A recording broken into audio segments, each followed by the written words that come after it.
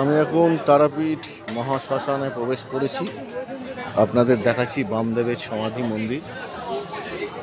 এইখানে বামদেবকে সমাধি দেওয়া হয়েছিল।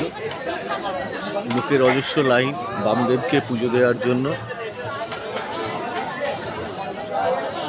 দেখুন,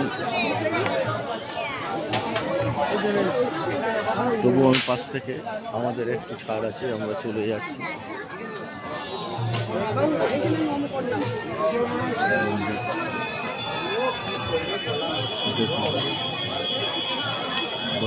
একদম পুরো নিশীথে, পুরো শ্মশানে।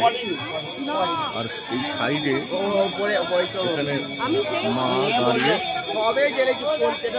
বামদেবকে দেখা দিয়েছিল। তার মন্দিরটা এত অন্ধকার, কৌশিকী অমাবস্যার মধ্যে এত অন্ধকার, কিছু বোঝাই যাচ্ছে না, কিছু দেখাতেই পাচ্ছি না আপনাদের। শুধু মানুষজন লাইনে দাঁড়িয়ে পুজো দিচ্ছে, আপনারা দেখতে পাচ্ছেন। দেখুন